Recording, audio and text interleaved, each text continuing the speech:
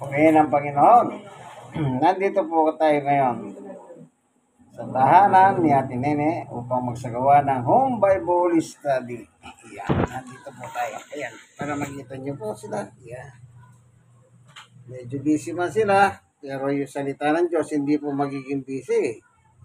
No, hindi po pwedeng takpan yan, hindi pwedeng harangan yan. Ang importante, tuloy-tuloy lang po ang salita ng Diyos. Bakit? Yan po ang pinakamahalaga sa lahat. Kung meron bang pong mahalaga sa buhay natin, walang po ng iba, kundi yung makapakinig tayo ng salita ng Diyos ayon sa Biblia. Okay?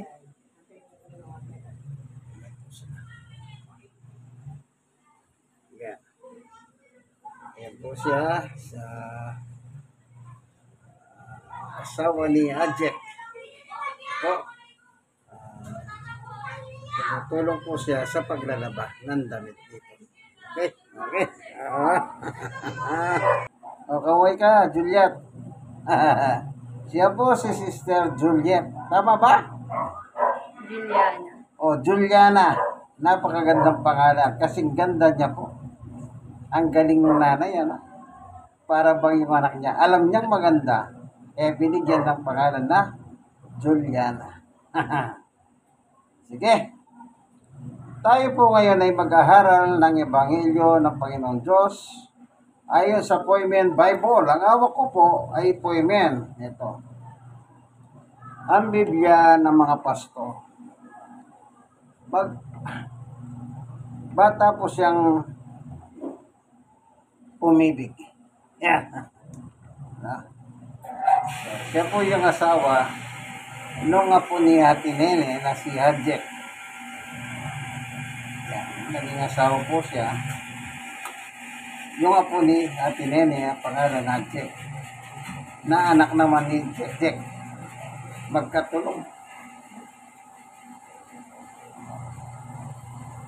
Puri ng Panginoon. Alam mo, Sister Juliana, ang sinasabi ng Biblia, kapag binabasa mo ito, para mong tinitignan ang sarili mo kung ano ka sa paningin ng Diyos.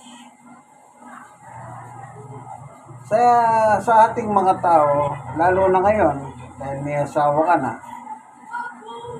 ang pangunahing mong obligasyon, yung obligasyon mo sa iyong asawa. No? Yan. Kasi may asawa ka na. Ganon din yung asawa niya, si si Ajek, ang obligasyon ngayon niya, yung asawa, kagaya niya. Hindi kagaya pagdalaga at binata, wala kang obligasyon. Pero pag nalumagay ka na sa ganitong kalagayan, nag-asawa ka, meron ka ng obligasyon. Ganun lang po yun kasimple. Kakaroon ka ng obligasyon. Ngayon, ang obligasyon ng babae, siya, si Sister Juliana, ayon sa nakasulat sa Biblia. O, babasahin natin. Meron kasi nakasulat sa Biblia kung paano gagampanan niya yung kanyang obligasyon. O, yan ay tungkol sa mag-asawa. Ito, nakalagay o, tagubilin sa mag-asawa. Anong sabi ng Biblia po? Mga babae, sa chapter 5, verse 22. Mga babae, pasang kayo sa sarili ninyong asawa. Kita nyo? Ibig sabihin, pag babae ka, magpapasakop ka sa iyong asawa. Kapag sinabi ng asawa mo, huwag mong gagawin yan. Huwag mong gagawin. Yun ang pagpapasakop. Hindi yung sabi ng asawa mo lalaki, huwag mong gagawin yan. Pero anong ginawa mo? Sige pa rin. Nagmatigas ka pa rin. Ibig sabihin, hindi ka nagpapasakop o hindi ka sumusunod sa batas ng Diyos.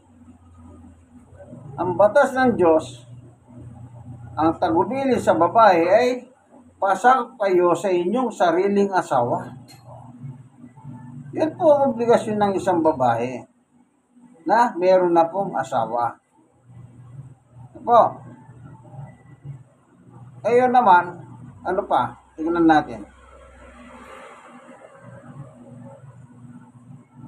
Doon sa babae lang ang titignan natin kasi yung lalaki wala naman dito, ano? Hindi naman nakaharap.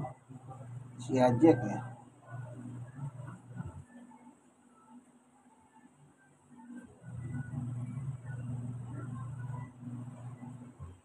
Tinitignan ko lang po, ano?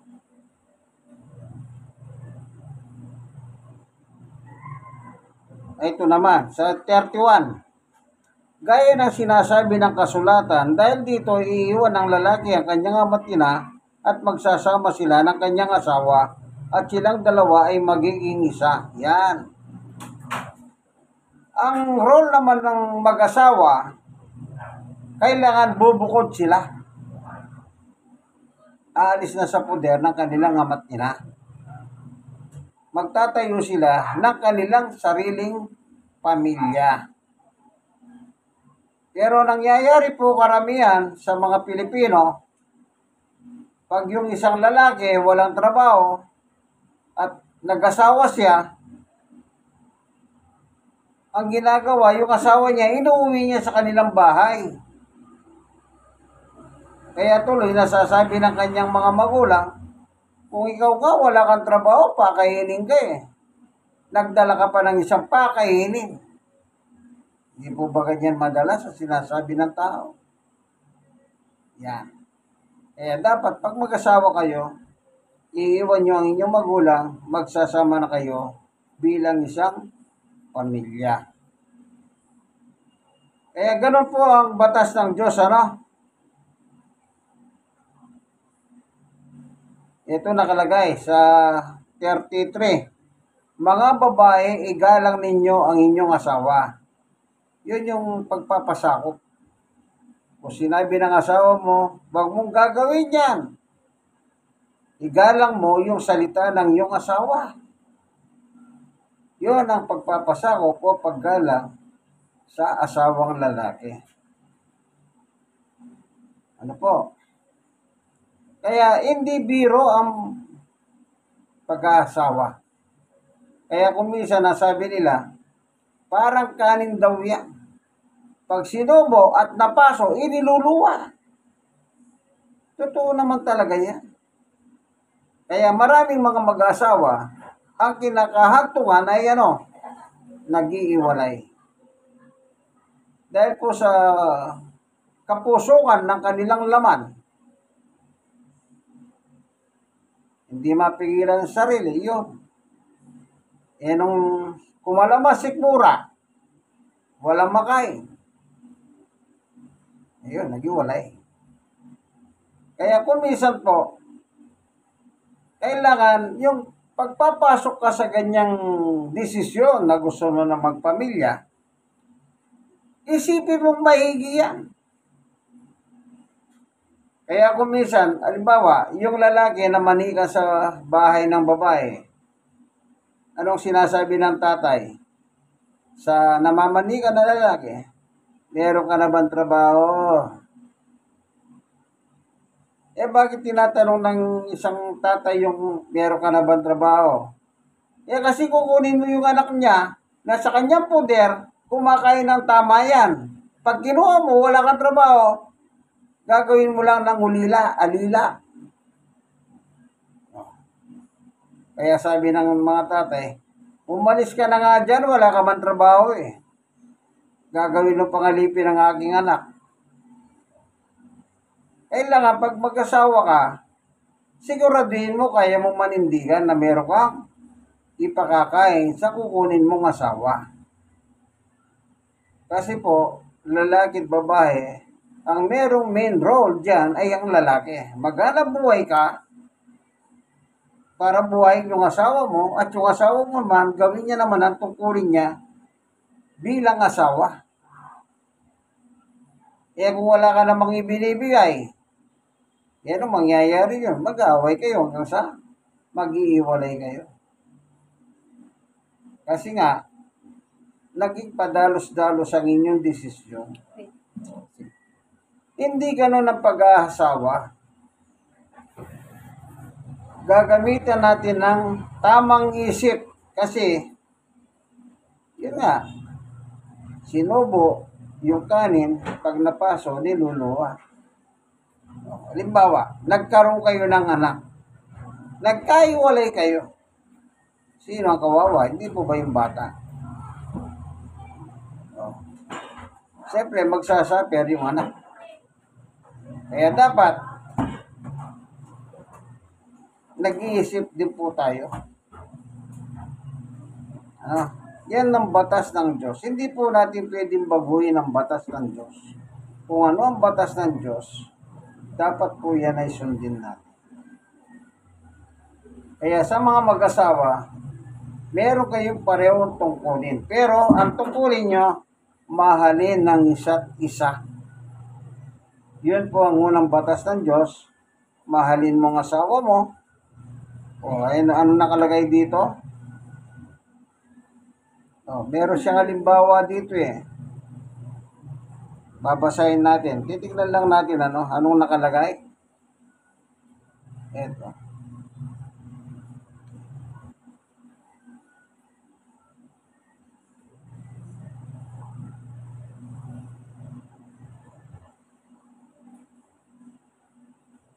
Sa 28, ngunit naman dapat mahalin ng lalaki ang kanilang asawa tulad ng sarili nilang katawan. Ang lalaki nagmamahal sa kanyang asawa ay nagmamahal sa kanyang sarili. Yon. Sa lalaki naman, kung mahal mo sarili mo, mahalin mo ang iyong asawa. Hindi mo gusto mabugbog ang sarili mo, huwag mong bubugbugin ang asawa mo. Yang mahirap kumisan, umantong sa sakitan.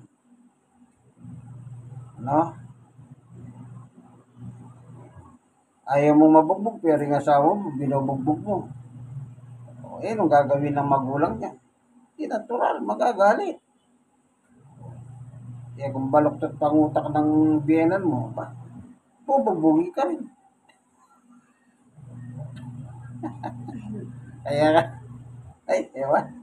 Kaya hindi po ganun kadali ang pag-aasawa. Kaya kung nandiyan ka na, gampanan mo na lang yung tungkulin mo. Sundin mong asawa, ang lalaki. Ngayon, kung may problema kayo, pwede nyo pong pag-usapan yan. Mag-usap kayo hanggang sa makakuha kayo ng win-win solution kung ano yung nararapat. Pero bago nyo gawin yan, una, lalapit kayo sa Diyos.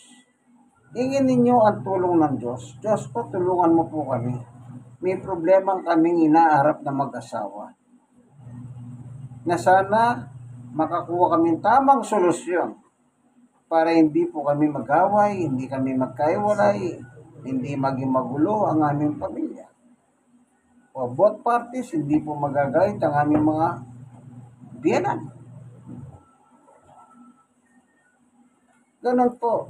Lagi nating inuuna, pinapasa Diyos natin yan. Gaya na sinabi ni Apostol Pablo sa kanyang sulat sa Colosas. Tingnan po natin yung sulat niya sa Colosas. Chapter 3, verse 17. Anong sabi ni Apostol Pablo? Ito.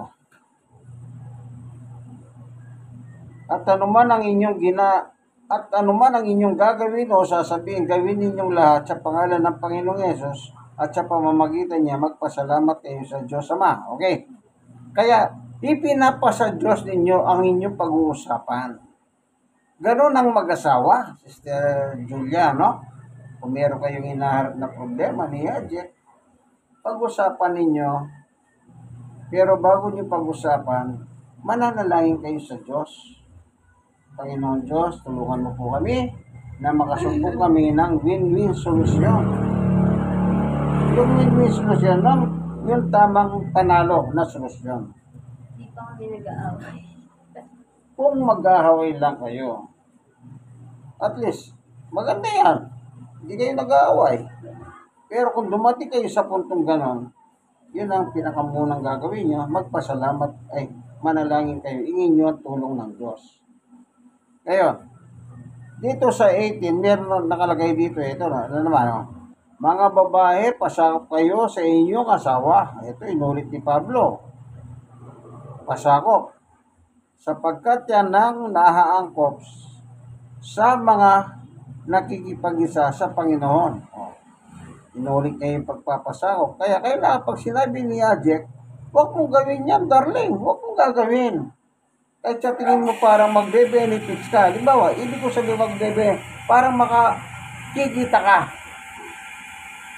Pag sinabi ng asawa, huwag mong gagawin yan. Huwag mo nang gawin. Ngayon, kausapin mo siya ng malumanay, hindi yung parang magagalit ka, hindi. No? Yun ang nakalagay sa Biblia. Na ang isang babae, at maging sa kasaysayan, ang kapag may tahanan, ang head of the family o ang ulo ng pamilya ay ang lalaki.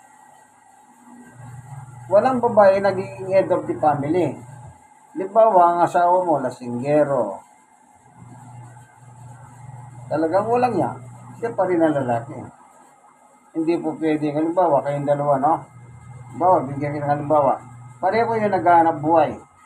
Ang sweldo mo, 10,000. Ang sweldo niya, 2,000. Halimbawa, siya Jack, ang sweldo niya, 2,000 lang. Ikaw, ang sweldo mo, 10,000. Ibig ba sabihin, ikaw na yung sika sa pamilya? Hindi.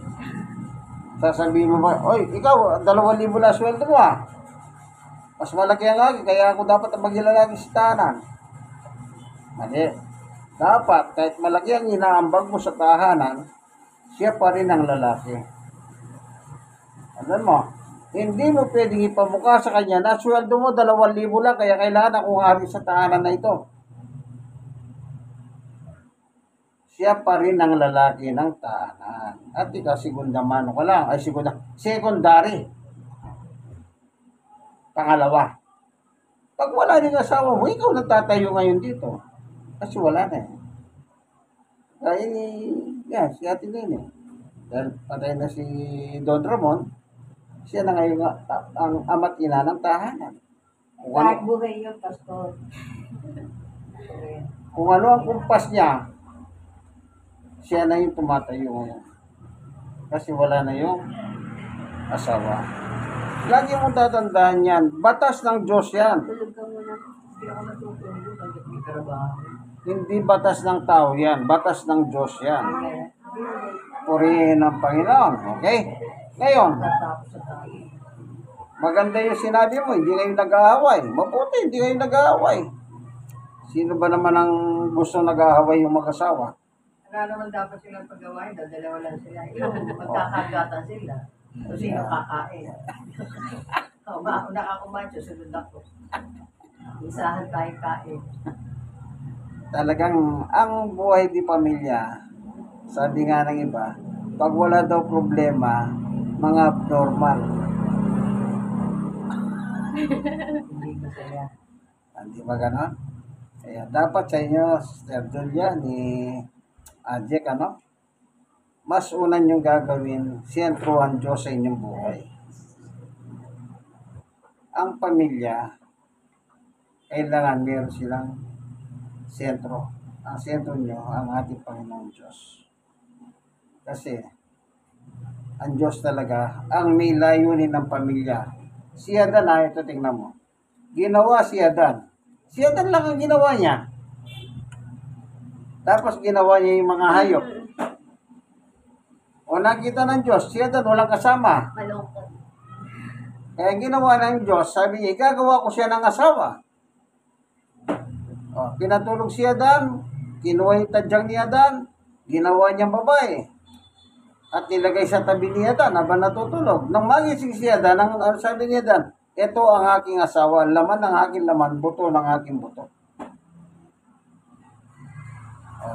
Yung kasi nakita ng Diyos, kaya ang Diyos ang main object ng pag-aasawa.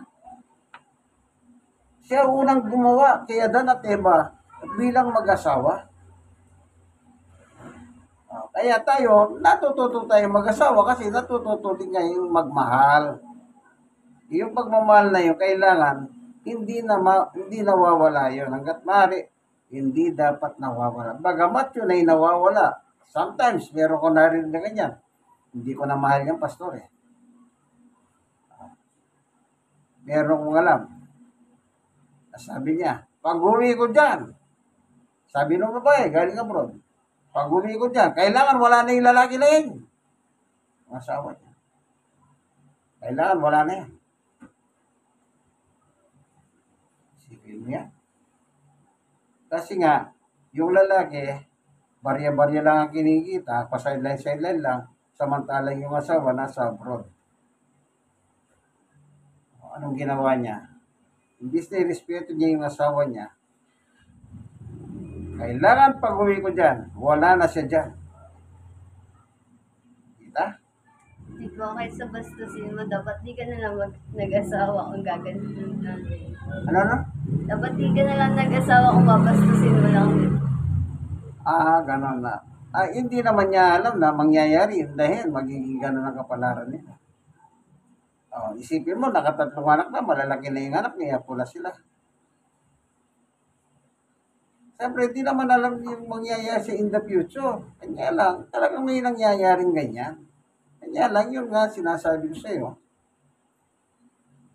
Sabihin mo, kung alam ko lang na ganito mangyayari, hindi na kita pinakasalan, hindi na kita naging asawa. Wala na, nandyan na eh.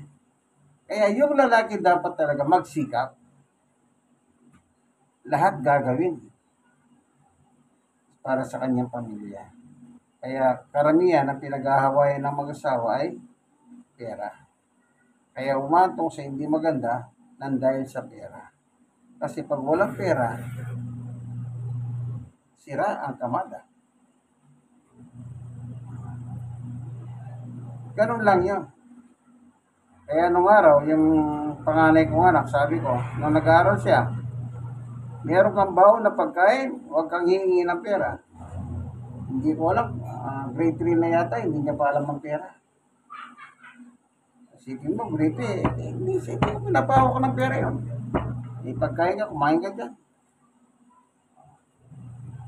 Isipin mo, hindi niya kilala ang pera. Kaya ngayon, isang taon pa lang, sabihin mo walang pera, iiyak yan. Diba? Sige, pray tayo. Salamat po, Panginoon Diyos, sa iyong patutuho sa amin na yan palang mag-asawa, dapat ang babae nagpapasakop sa lalaki. Kasi ang lalaki po ang ama ng tahanan, gaya ni Adan at Eva, na sila po ay binuhong pamilya. Salamat po, Panginoon Diyos, sa katotohanan. I-bless mo po ang tahanan ito. Ang head of the family, si Ate Nene, tatay na, nanay pa. Kasama po ang kanyang mga anak, manuga at mga hapon. Bago po silang pababayaan, Panginoon Diyos, patuloy ang pag-iingat ay gawad mo sa bawat isa sa kanila at anuman po kanilang mga pinaghahanap buhayan. Patuloy mo pong i-bless sapagkat ang blessing po ay sa ilang namumula. Salamat po. Manigin po si Julia. Palain na po siya, nakapakinig siya ng Ebanghelyo at nagkataon, nandito siya. Salamat sa pagkakataon na binigay mo po sa amin na makapakinig siya ng Ebanghelyo. Salamat po, Panginoong Diyos. Ito po ang inyong kaibigan, kay Jesus, Brother Manny Bautista. Ngayon, ito pong programang ito, napapanood niyo po sa YouTube. Po, ay mga nanonood sa YouTube, kung gusto niyo panoorin ito, mapapanood ninyo. Ang gusto ko lang, isa lang. Kung may comment po kayo, mag-comment kayo. Kung gusto niyo mag-share, mas mag-ilan, mag-share kayo. Malay ninyo yung masishare ninyo. Kailangan pala nila ang ganitong video. Kasi kung ano lang video na isi-share ninyo. Di po ba?